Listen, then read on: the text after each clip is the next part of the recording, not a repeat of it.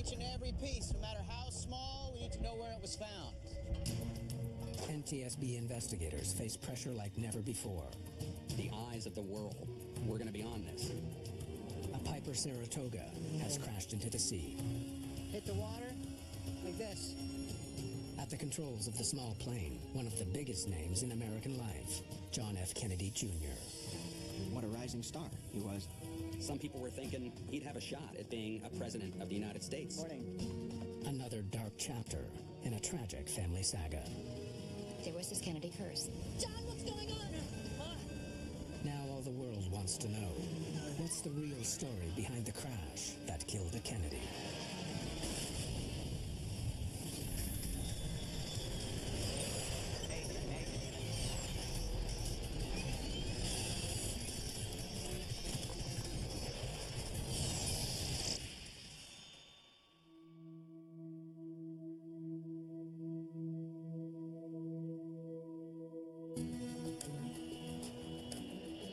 It's a warm summer evening at Essex County Airport.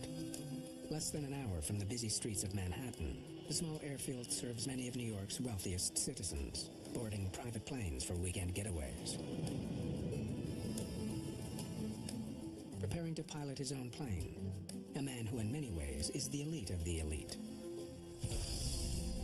John F. Kennedy Jr. He was breathtakingly handsome.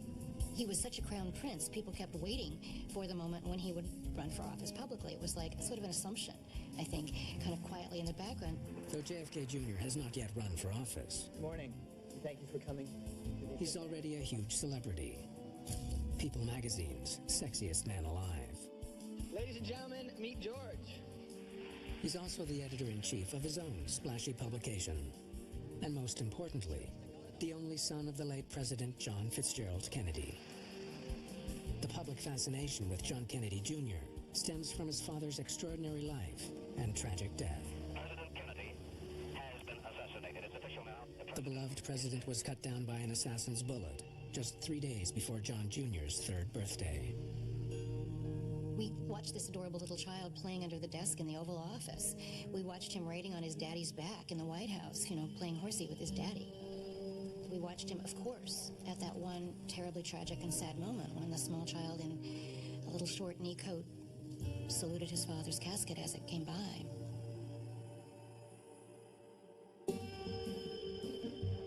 "36 years later, on a July evening, John Kennedy Jr. waits for his wife Carolyn, who's running late. They're flying to a family wedding. Also hitching a ride on Kennedy's plane is his sister-in-law, Lauren Bissett. Any word from your sister? No, stuck in traffic, I guess. We're dropping you at Martha's Vineyard, right? Yeah. All right. John plans to drop Lauren off and continue on with his wife to the Kennedy family compound at Hyannisport, Massachusetts. I think that he was impatient to get to the wedding. He was probably testy, who wouldn't be. I want to be ready to go as soon as she gets it. Though he's had his pilot's license for more than a year, this will be the first time Kennedy has flown solo since breaking his ankle 6 weeks ago in a hang gliding accident. He liked extreme sports. He liked to take risks. He liked to push limits. He wasn't satisfied with living just in the straight and narrow lane. At 8:20 p.m., Kennedy's wife, Carolyn Bissett, arrives at the airport. Carolyn Bissett was an American beauty. She was this goddess-like creature with her beautiful blonde hair pulled back. They really were this amazingly beautiful couple together. All right, ladies, hop in. I just have to do a walk around, and then we can get going. Hey, it's going to be a nice weekend.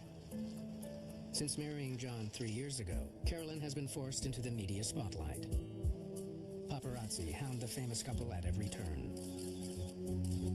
They still went out, they went jogging, they went walking with the dog, and they did their best to keep having a life.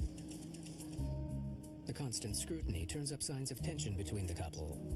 There are rumors that the marriage is in trouble. Still limping from his accident, Kennedy makes a final pre-flight check of his new plane, a Piper Saratoga. It's top-of-the-line, single-engine, 6-seater. It was well-equipped with a GPS, a global positioning system. The selling point for the Saratoga is it has 4 club seats facing each other in the rear of the aircraft. Seatbelts on, please. There's some headsets back there if you want to listen in.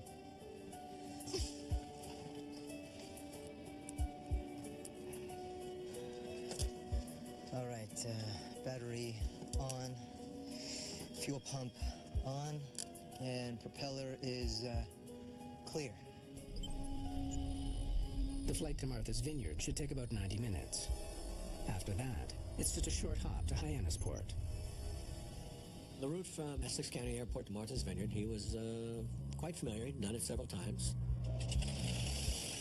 At 8:40 p.m., more than 2 hours behind schedule, the flight gets underway. 75 knots. Oh, yeah. Like many private pilots, Kennedy is flying under visual flight rules, or VFR. You stay clear of clouds, you have to have good visibility. You're always looking outside, able to see the horizon and orient the airplane using your visual cues. And that's the best view of New York you're ever gonna get. Once you turn towards the east, you had a nice view of Manhattan, the Hudson River. On a good day, you could see, 30 miles or so at altitude. Kennedy cruises at just 5,500 feet, a typical altitude for small planes. Around 9:30 p.m., he leaves the mainland coast behind. Just leaving Montauk over there. I don't see a thing. His flight path was following the coast, so he would want to go south over the Long Island Sound to line up and set up for a long straight in for the runway. He expects to reach their first destination in about half an hour. We'll have you on the ground by 10 for sure.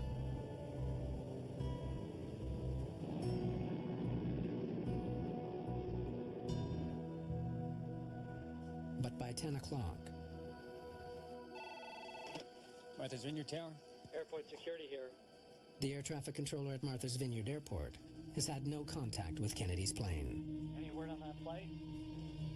Negative. I haven't been notified of that arrival. Overdue flights are not uncommon. But as the hours pass with no sign of the Piper Saratoga, a chilling reality sets in. John F. Kennedy, his wife and sister-in-law are missing without a trace. The Kennedy curse is a handy moniker, but there is some truth to it. The history of the Kennedy family is marred by tragedy. Joseph Kennedy Jr., JFK Jr.'s late uncle, died while on a top-secret mission in World War II. President John F. Kennedy and his younger brother Robert were both assassinated. And numerous cousins have since died. It does seem like there's some pall over the family sometimes. At 3 a.m., the FAA calls the Coast Guard and launches a search for Kennedy's plane. Now 5 hours overdue. Curtis Selnock of the U.S. Coast Guard joins the search. I think we did have a little bit of a heightened hope that we would find this person because they did have such a tragic history. The first priority is to narrow the search area, but there's little to go on. It looks like he didn't file a flight plan. Kennedy's precise route is unknown. And unlike commercial aircraft, low-flying private planes are not closely monitored by air traffic control. The Coast Guard will have to use radar data to estimate Kennedy's last location. It's an approximation at best. Once planes leave the coast to fly over open ocean, the radar system here only tracks them if they're flying above 1,100 feet.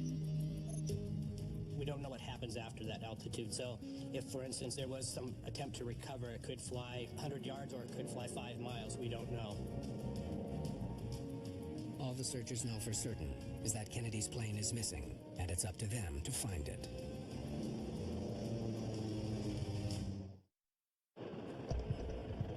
At first light, the U.S. military and local law enforcement join forces with the Coast Guard in a desperate hunt for Kennedy's plane. Everyone knows that if the small plane ditched at sea, survivors won't last long in the cold Atlantic waters. The scale of the effort to search for the aircraft, it was massive. Typically, that doesn't happen in most general aviation accidents, but this was, this was JFK Jr., and it captured the eyes of the country and the world. News that JFK Jr., one of America's favorite sons, is missing stuns the nation. The public wants answers. As soon as this story broke, the media vans were on the roll, and it seems like every major news organization had a presence in our parking lot. Trying to spot the 3 survivors in miles of open water is a mammoth task. It's extremely difficult because you're basically looking for something that's about the size of a basketball, and you're flying 100 to 300 feet above that. The outcry from the public was great, and there were people getting in their private boats to go out and help search. As the search effort continues, all of America seems to hold its breath. People were captivated by the story because, on the one hand, how could this happen? On the other hand, there was this Kennedy curse. As the hours pass, millions across America and around the world begin to fear the worst. John Kennedy Jr. may be lost forever. The day after Kennedy's plane went missing, searchers make a grim discovery. Pieces of aircraft debris floating in the fast currents off Martha's Vineyard. There was part of the nose wheel, some cushions, one of the suitcases was in there, and then various other parts that were unidentifiable from the aircraft. The shattered pieces leave little hope that anyone is alive. Everyone was hopeful that there would be another outcome, but it just never came. Meanwhile, the National Transportation Safety Board is already at work trying to figure out what went wrong. How you doing? Former U.S. Army pilot Robert Pierce will be the investigator in charge. This one's a national tragedy. People are going to be wanting answers. In terms of the visibility, the curiosity by the American people, this was Bob Pierce's biggest assignment as an investigator in charge. Let's see what the FBI has on him. Pierce immediately faces the possibility the plane was brought down by a deliberate criminal act. Well. FBI files reveal that John F. Kennedy Jr. has been the target of at least 3 kidnapping threats. The most recent, just 4 years earlier, in 1995. Not everybody loved the guy. Because it was a political figure on board, there were many causes that were being repeated about potential terrorist attacks, a bomb on board, was it shot down?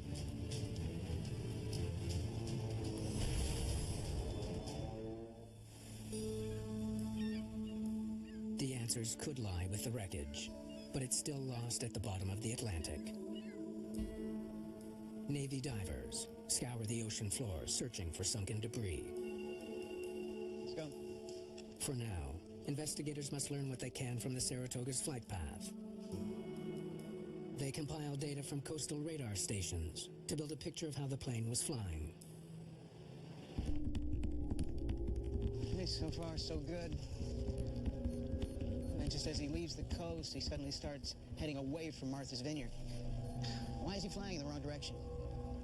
We always consider recorded radar data as a poor man's black box. It's a way to get some information in regards to the flight path, the airspeed, the altitude, and that was very helpful in this investigation. Let's see what he's doing out there. About 30 miles from Martha's Vineyard, the plane makes a series of unusual maneuvers. Okay, first he descends, then he turns right and climbs again. Level for 1 minute, then left, and then right again, followed by a high-speed dive. You know, he's flying like someone who can't control the plane. The pattern that was indicated by the radar was quite unusual for a normal type of descent and approach to an airport. We don't know at that point exactly why. Finally, on July 20th, 4 days after Kennedy's plane went down, U.S. Navy divers locate the sunken wreckage and the bodies of the 3 people on board. Today, we were able to bring closure to 2 families, and I think that we realize is very important.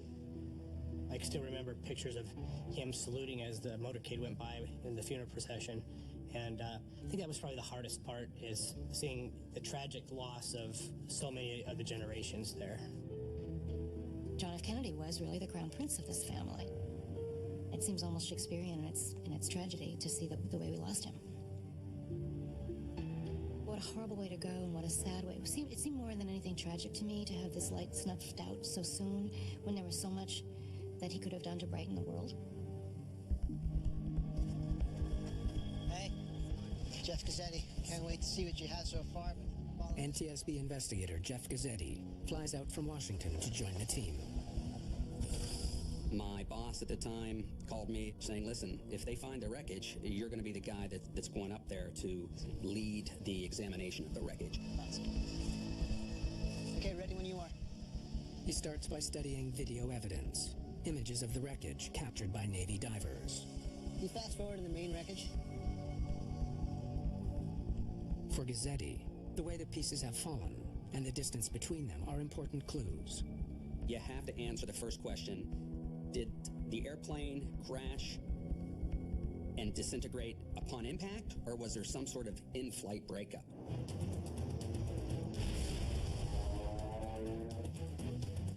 He hopes to answer that question by locating what investigators call the four corners. Wing,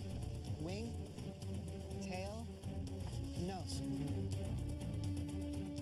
When the nose, the tail, and the two wings are found close together, it's powerful evidence that the plane was intact when it hit the ocean.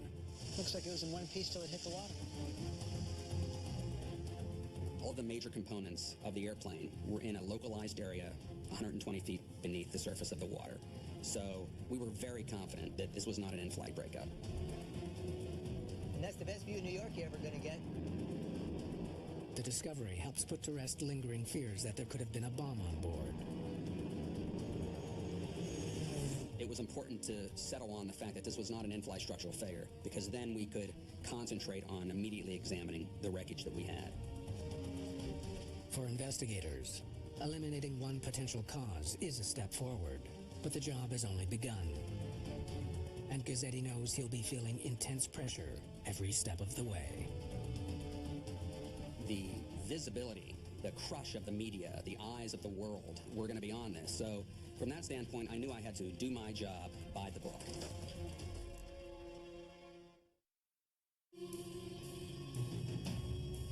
Guys, that's tail. We got to put that back there.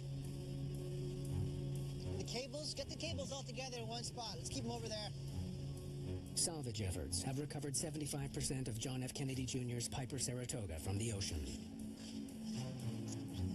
If we were ever going to provide a story to the public and to the aviation community and to the family, we needed to glean as much evidence as we could, and that meant trying to find every piece that was available in the wreckage. Each and every piece, no matter how small, we need to know where it was found. Investigators begin a methodical analysis of the debris. I want to see every piece. We start at the wingtips, we work our way in.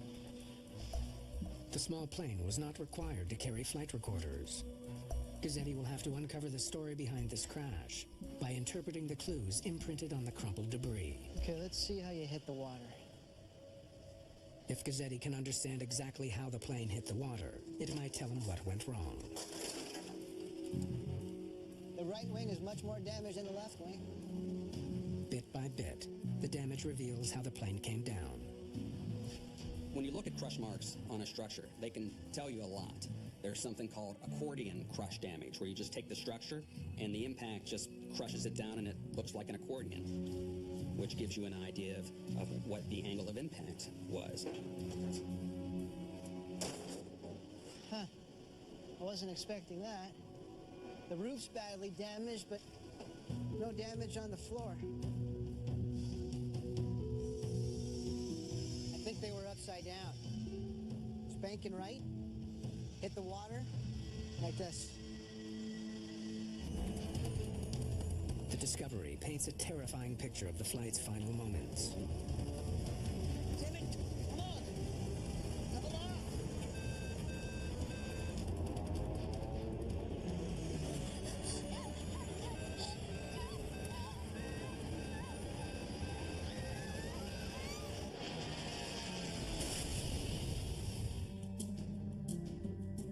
Investigators know how the plane hit the water, but they still don't know why.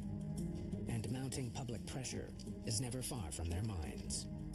I had heard that there was a newspaper that was offering $250,000 for any photograph of the wreckage. And since I was in charge of taking photographs of the wreckage, I had to make sure that all the photographs were going to be secured and not leaking out. Oh, damn, it's time for another news conference.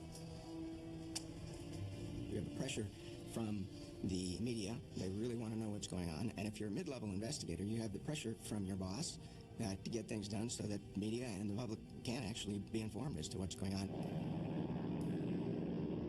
The Saratoga is a single-engine propeller plane. If that engine failed, it might explain why Kennedy lost control of his plane. Gazzetti examines the propeller blades. The way they're bent and twisted tells him they were spinning when they hit the water. The only way to get that to happen is to have a propeller under power, being propelled by the engine, so you didn't have a power plant problem.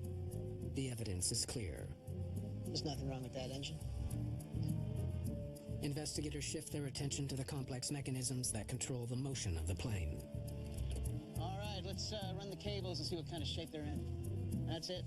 Run it right through the pulley, straight back to the aileron. A system of cables and rods connects the yoke to the ailerons and flaps, elevators and rudder that steer the airplane in flight. What about flight controls? Was there something about the way the airplane was flying that was not pilot-induced, but was actually a problem with the airplane itself? If a control cable breaks mid-flight, What the hell? it can lead to a catastrophic loss of control. Nothing's working. John, what's going on? It's okay. It's okay. The entire world wants to know if that's what happened in the night sky off the coast of Martha's Vineyard.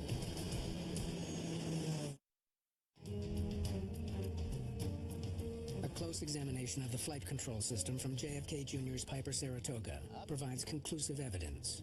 And down. None of the control surfaces malfunctioned in flight. The aileron cables also seem fine. The cable system was working. There's also no sign that the cable snapped before the crash. We found control cables that were separated, but they were separated in what we call tensile overload, where it was just due to impact forces, as opposed to a corroded cable or some sort of pre-existing failure. Investigators are left to wonder, what else could have brought down JFK Jr.'s plane? All right, now let's check if the attitude indicator failed somehow. There's another failure that might explain the bizarre flight path.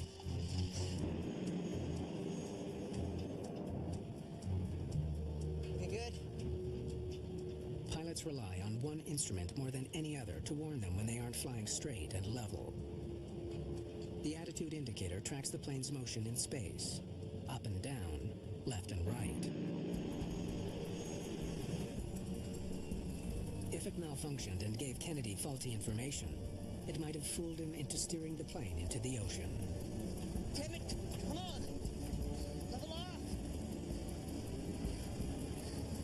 We harvested all of those components. We took them to the NTSB Materials Laboratory and photographed many of them and disassembled them and looked inside. There goes that idea. But after a thorough examination of all the aircraft's instruments, the search for clues comes up empty. The instruments are working perfectly. Investigators conclude there was nothing wrong with the Piper Saratoga. We found no evidence of any kind of pre-impact mechanical malfunction. All right. So you saw him out on the tarmac. The focus now shifts to the pilot. Do you know what time that was? Investigators ask witnesses to help them piece together the final days of John Kennedy Jr.'s life. Did you have a conversation with Mr. Kennedy? They hope someone will tell them something that might explain why he lost control of his plane. He spoke to you, didn't he? You're going to want to do kind of a 72-hour analysis of what the pilot was going through prior to the event. What his actions were, what his stressors might have been, who he talked to, what was on his mind, what his physical condition might have been. Those kind of things become very important in an accident like this. Why did the pilot fail to maintain control of the airplane? Was there anything out of the ordinary? They learned that Kennedy was seen leaning on crutches just before the flight. He had had surgery done on his ankle, and he had just had a walking type of cast removed the day before.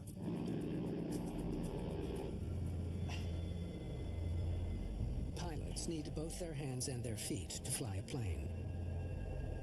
When you apply rudders in the rudder pedal pressure in an airplane, it obviously goes through the leg and through the ankle. Could Kennedy's injury explain the fatal flight path? A check of medical records provides the answer. Though he was still using crutches some of the time, his records show his ankle was strong enough to fly the plane. He was fit to fly. That ankle shouldn't have given him any trouble at all. It's another dead end. Next. The search for clues continues, uncovering worrisome details about a rocky marriage and mounting stress in Kennedy's life. I'm just trying to get a sense of his state of mind. Now, I understand his marriage was going through a rough patch. For months, John and Carolyn's troubled relationship has been fodder for the tabloids. Perhaps the strain distracted Kennedy from the challenging task of piloting his plane. Everyone comes out afterwards and talks about that this spat and that spat and that she was very difficult and that she was demanding. But you never know how much of that is just kind of people speculating. Ladies and gentlemen, meet George. After a high-profile launch, Kennedy's magazine is also in trouble. No, you shouldn't worry. No, we've got a great plan in place going forward. Yeah. No, it's going to be fine. Yeah. He genuinely launched that magazine, George, with an interest in providing a voice and vehicle to bring politics to his generation. No, you have nothing to worry about. Magazines are pretty expensive and hard to run.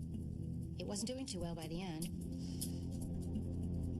Now, Mr. Kennedy led a very busy life. I'm sure he had a lot on his mind that night. Maybe that's what rattled him when he was up there. As in any activity, your state of mind affects your behavior. And for a pilot, that pilot may not realize that the stress he's under can affect how he flies and what his decision-making skills are at that point in relation to how safe is it to go fly today. Saratoga 90253, ready for takeoff for runway 22. John Kennedy Jr. appeared to be the definition of grace under pressure. But what was the real story? Did he have the piloting skills to handle the added pressure of flying his own plane?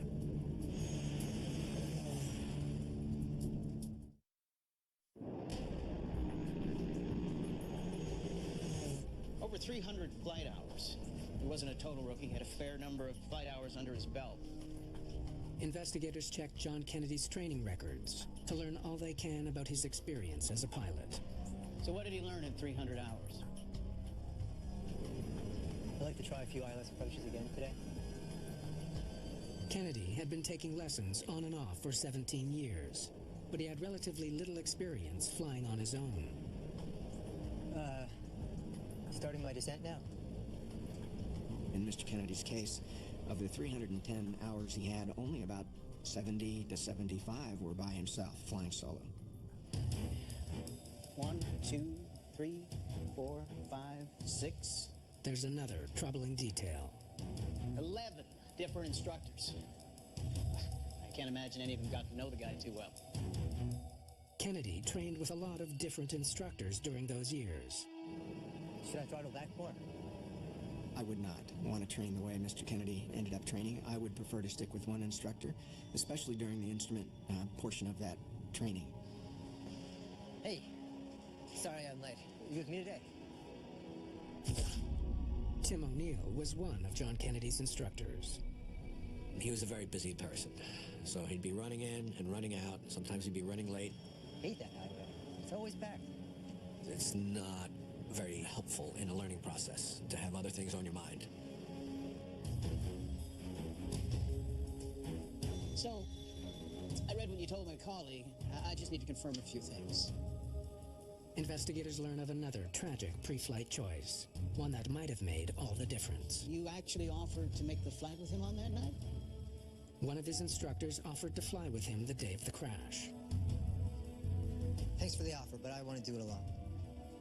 Yeah, no, I appreciate it, though. Thanks. That is probably the biggest point right here, is he made the decision to continue, not realizing the importance of the stressors that were on him himself and his own limitations.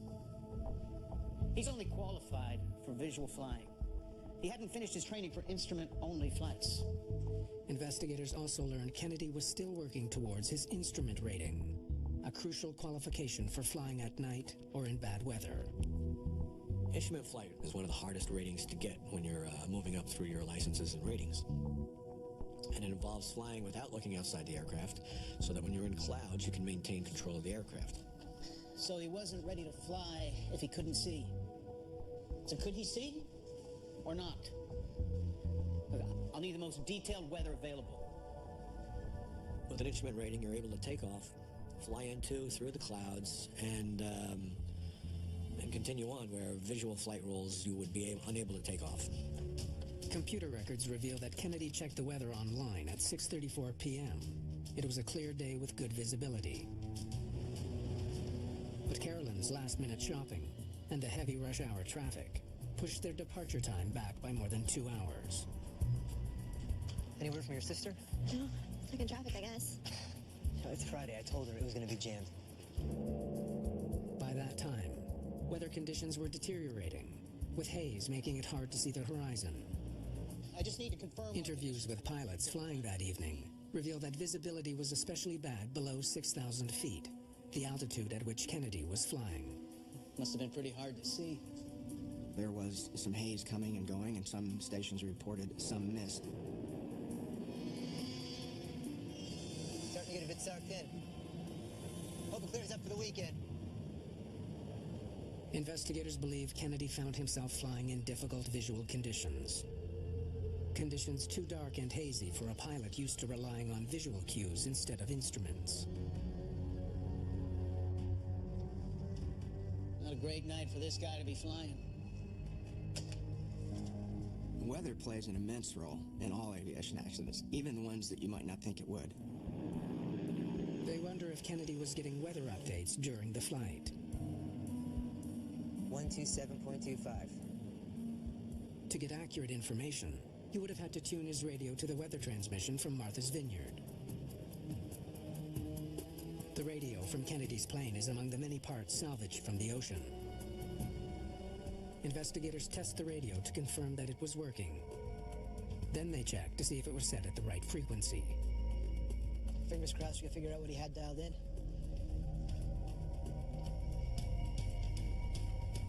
Show me that frequency again. 126.25. He was off by 1 digit. Kennedy had tuned his radio to the wrong frequency. In this case, the frequency was off by 1 number. The discovery tells investigators that Kennedy likely wasn't getting the weather updates he needed. But it tells them something else as well. Something that may finally explain the fatal crash that saddened an entire nation.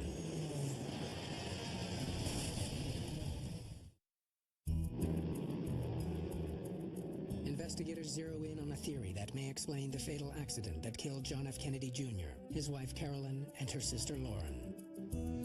At the center of it all, a pilot in over his head, battling a mounting list of pressures. No, you shouldn't worry. No, we got it. I'm having problems at work. I need to get to this wedding. My ankle hurts. I get in the airplane. That's why I bought this airplane. I need to get from point A to point B. That's the whole point of having this airplane and learning to fly. So we're going to go. I think I know why things started to go wrong. 127.25. A badly tuned radio and a hazy night allow investigators to imagine a scenario that may explain the flight's tragic end.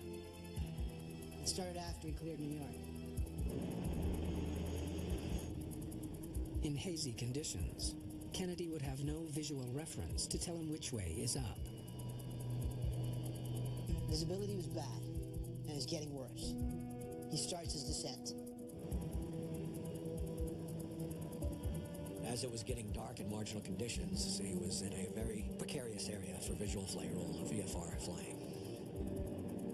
As he headed out over the water, and all those lights were behind him, all that visual reference was gone. He looks away from his instruments for like a second. 127.25. Remember, his frequency was off. Maybe he was trying to tune the radio.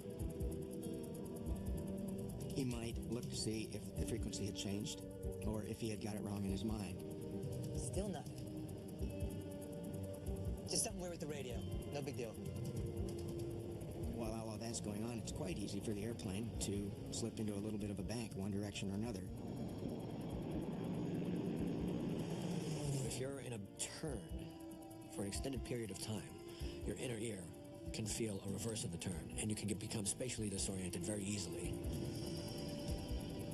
What the? What? Can't be.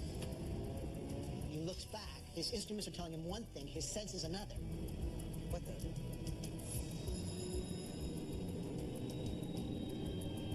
You have to be well trained to disregard what your brain is saying and look at your instruments, work on your scan, and fly by your instruments.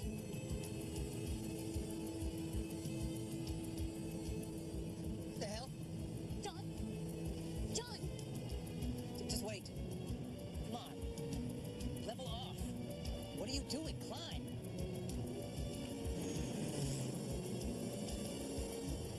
Once he becomes disoriented, Kennedy is too inexperienced to force himself to believe his instruments, no matter what his senses are telling him. Nothing's working. He may not have even have known what type of unusual attitude he was in and that he was about to hit the water. So it's the only thing that fits. Spatial disorientation.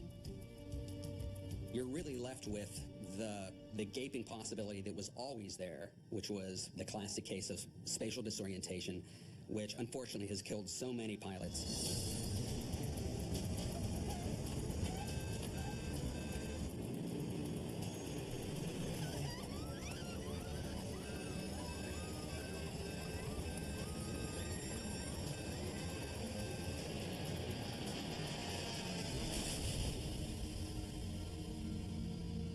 Investigators conclude that Kennedy's strange flight path is the result of his confused efforts to level the plane. That is one sorry flight path. Textbook disorientation.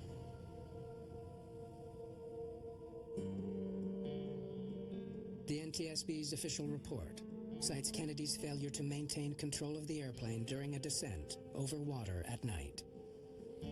The high profile of the accident brings new attention to the dangers of spatial disorientation, especially for pilots who are new to instrument flying.